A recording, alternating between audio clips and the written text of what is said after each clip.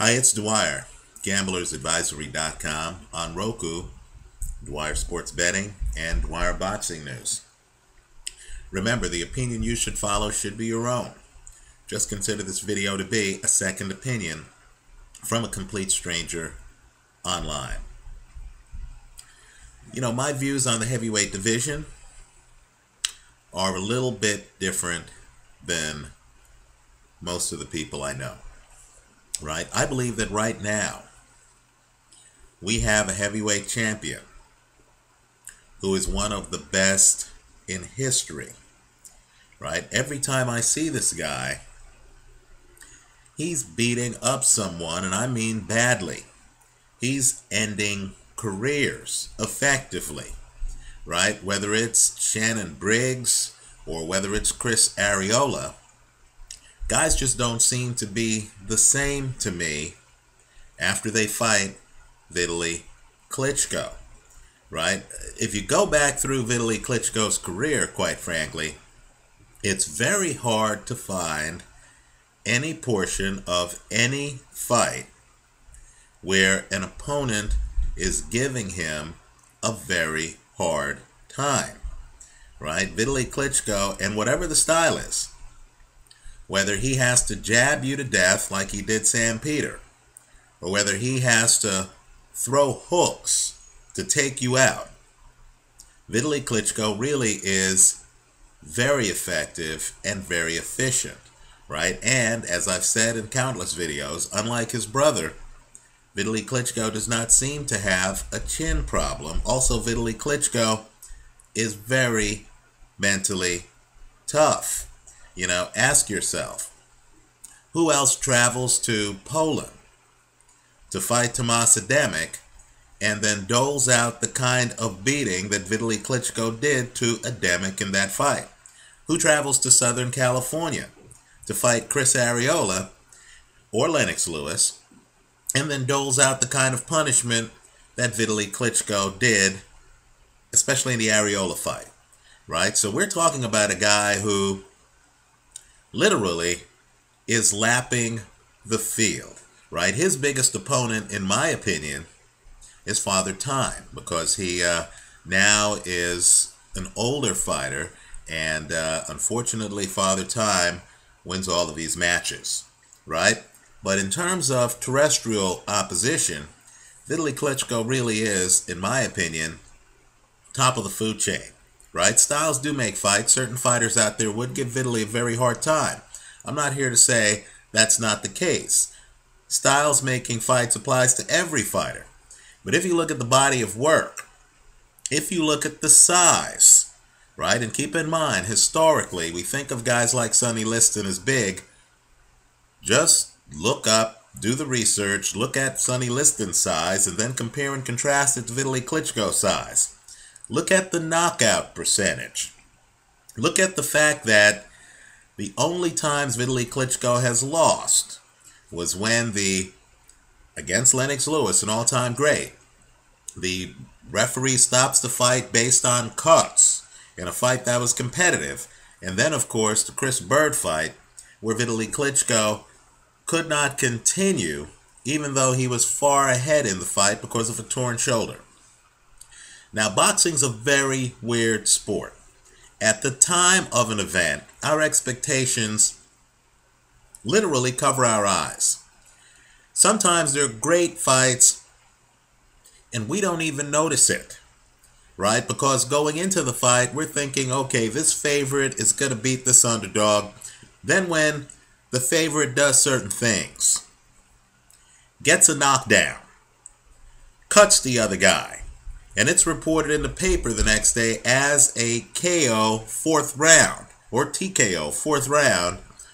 And of course, when we hear the scoring, the favorite won all the rounds, we think that the fight wasn't close, right? We think that the favorite steamrolled the opposition. Many of us, if we didn't see the fight live, won't even go back and revisit the fight because the guy who was supposed to win won the fight. Well, I'm here to tell you, and you know I try to keep it as real as possible. Sometimes I'll take favorites. Other times I'll take underdogs. right? I'm just going by who I think wins the fight. My goal is just to beat the casino. Now, I've told you that I feel that David Haye would beat Kubrat Pulev, right? I've put out a video on that should be here on YouTube someplace. But I believe David Haye has made a huge mistake in taking on Manuel Charr. I want you to go back and look at Charr's fight against Vitaly Klitschko. I've actually posted it on my channel page. A couple of things leap out at you. Now, there's some dynamic with Vitaly Klitschko where guys who are comfortable on their front foot suddenly decide they're going to fight him on their back foot in the first round of fights. You saw that in Klitschko against Adlanir Solis. You see that here in Klitschko against Manuel Charr. Charr actually starts the fight on his back foot. He's moving around the ring, right? Klitschko, the taller fighter, is the aggressor. But understand, that's not intimidation. That's strategy. Just like it was in the Solis fight. Because toward the end of that first round, Manuel Charr actually shifts gears. He goes back to his front foot. He's trading with Vitaly Klitschko. The fight is spirited. Fast forward to the second round. Manuel Charr is on his front foot against the best heavyweight in boxing, Vitaly Klitschko. Let me point out too, and boxing turns on moments like this. Manuel Charr starts to open up further at the end of the round. It is at that moment that Vitaly Klitschko gets in a left hand and drops him, right? The knockdown really is, it's a knockdown, but it's really a flash knockdown. In other words, Manuel Charr gets hit, goes down, but has his faculties. He knows where he is. He's not dazed and confused. He gets up immediately, right? I know the press said, oh, Vitaly Klitschko got the knockdown. Manuel Charr is back up. In fact, in the third round, Manuel Charr is back on his front foot. He's testing Vitaly Klitschko. You want to see a guy with shorter punches than Derek Chisora actually forcing Vitaly Klitschko to work as hard as Vitaly Klitschko can work. You need to revisit this Manuel Charr-Vitaly Klitschko fight. It's actually one of the better oppositions to Vitaly Klitschko in Vitaly Klitschko's entire career. Now, when you go back further and look closer at Manuel Charr, you're going to see that he walked down Danny Williams. If you look at Charr's recent fights, Konstantin Erich has never looked worse. Manuel Charr walks him down, gets the first round knockout. He hits hard. Charr is better on the inside than David Haye. How do you beat an ambush fighter like David Haye? You follow him after the ambush. Now let me say this. David Haye is slick. Derek Chisora, and let's face it, before the knockdowns in that fight, even though Haye's winning the rounds, Derek Chisora had Haye exhausted, right? David Haye had to work in that fight. He's tired at the end of that fight, right?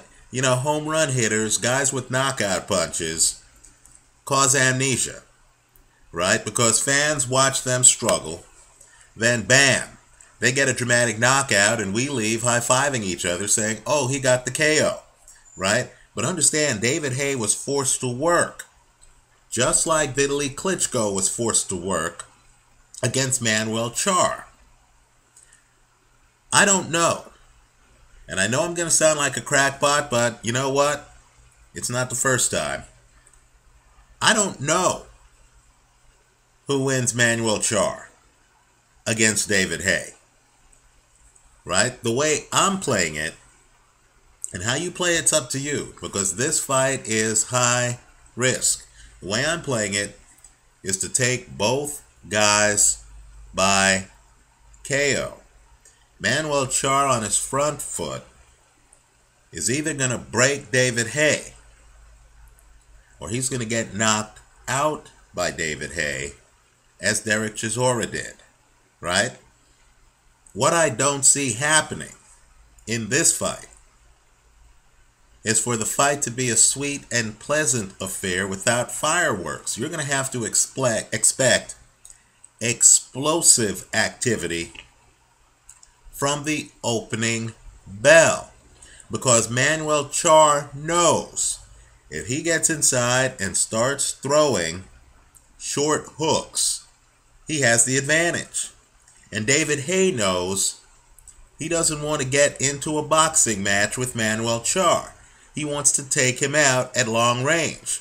So Charr's going to try to close the distance on David Haye. David Haye is going to try to catch Charr on the way in.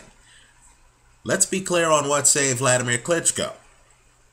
Klitschko's pumping a jab that David Haye doesn't have, right?